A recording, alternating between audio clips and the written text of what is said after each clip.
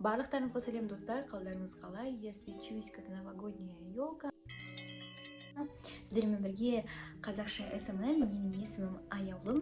Бүгін сіздермен біз GIF конкурстарын жақсы және де жаман жақтарын айтатын боламыз.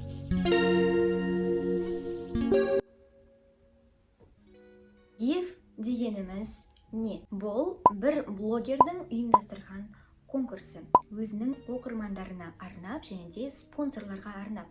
Спонсорлар ол блогерге сол GIF-қа, конкурсқа қатысу үшін ақша береді. Соның арқасында ол спонсорлар өздеріне керекті оқырмандар санын жинай алады. Ол оқырмандар жаңағы ұйымдастырып жатқан блогерден келеді. Тікелей тіркеледі. Яғни миллион оқырманы бар блогер GIF бастамас бұрын өзінің болашақ спонсорларына гарантия береді. 10 мың, 20 мың, 100 мың тірі оқырман жинап беремін деген. Соның арқасында болашақ спонсорлар өзіне оқырман жинағысы келгендіктен блогерге ақша береді. Гениально! Ол ақшаны блогер 10%-ын немесе 20-30%-ын оқырмандарына ойнатады, әртүрлі сыйлықтар алады және де қалған ақшасын өзіне алып алады, немесе организаторлармен бөлісіп алады деген секілді. Мен сіздерге бір нәрсені айтқым келеді. GIF ол тек қана оқырмандардың санын көбейту үшін ғана жасалатын конкурстар. Ешқандай активность жасау үшін емес, тірі оқырмандар жинау үшін емес, тек қана оқырмандар санын жинау үшін. GIF-тің жақсы жақтарына келетін болсақ, жаңа айтып өткендей, сіздің бүгін 1000 оқырманыңыз болса, GIF-тің арқасында 3-4 күнде 10 мың, 20 мың оқырман болады. Шыны керек, сіз егерде бір киім, магазин, дүкен іздейтін болсаңыз, сіз олардың парақшасына кіресіз және де көбінесе 1000 оқырманы бар бизнес аккаунттан қарағанда, магазиннен қарағанда 20 мың, 50 мың оқырманы бар магазин бізге көбінесе тартымдырақ болып көрінеді.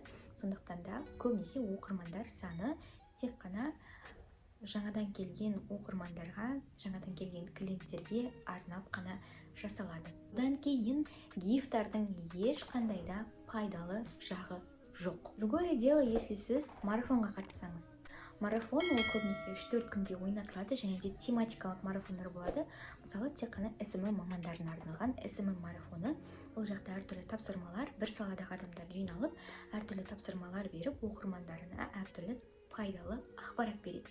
Сол арқылы активность көтереді, жаңадан оқырмандар жинайды. Енді GIF-тің екінші жағына көшетін болсақ, бұл минус жақтары, яғни жаман жақтары. Я, керемет, сіздің оқырмандарыңыз бар, сізде 10 мың, 20 мың, 100 мың оқырман бар делік. Я просто похлопаю. Бірақ тек қана саны. Өйткені GIF-қа қатысатын оқырмандардың барлығы ол сіздің аудиторияңыз емес, ол сізге заинтересованы емес, сіздің тауарыңызға, сіздің қызметіңізге, сіздің блогыңызға ешқандай қатысы жоқ адамдар.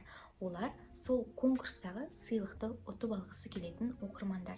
Және де көбінесе олар халявный аудитория. Ол дегеніміз ешқандай платежеспособный аудитория емес. Сіз ол аудиторияға бір тауар, услуга сата алмайсыз.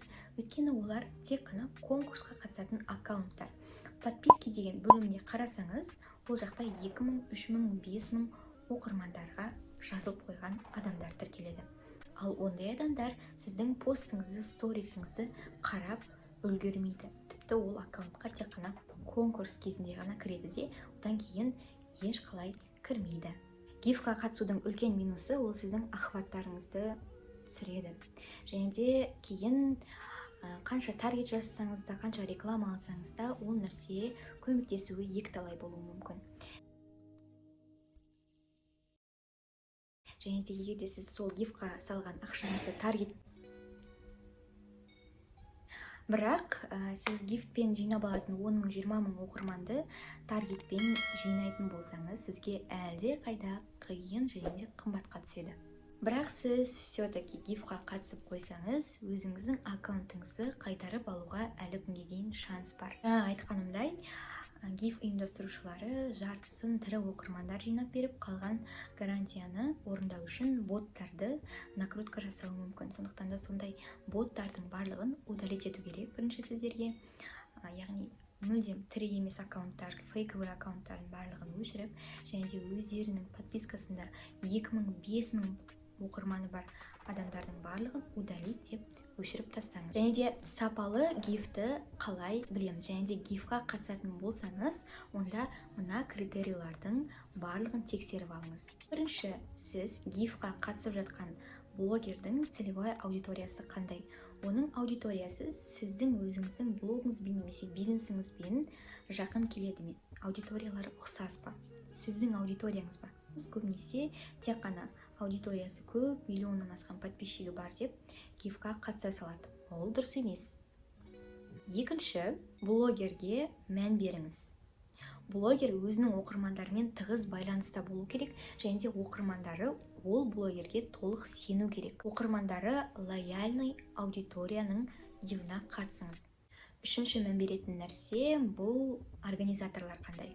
Қандай организаторлар кезінде кімдермен жұмыс жасаған және де беделі қандай? Одан кейін блогердің өзі, адами қасиеттері, бұрын конкурс жасап ешкімді алдап кетпеген ба, накрутка жасамаған ба, боттарды қолданбаған ба, оның барлығын тексеріп алыңыз. Одан кейін қатысып көрсеңіз болады. Бірақ сонда да мен гифқа қатысуға ешкімді үгіттемеймін. Одан жақсылап контент жасап, өзіңіздің аудиторияңызды табыңыз, таргет жіберіңіз, жақсы контент жасаңыз, түсіріңіз, өз аудиторияңызбен тығыз байланыста болыңыз. Мейлі олар 1000 болсын, мейлі олар 100 000 болсын, миллион болсын. Сондықтан да барлықтарыңызға сәттілік. Бүгінге осы. Сіздермен бірге қазақша СММ.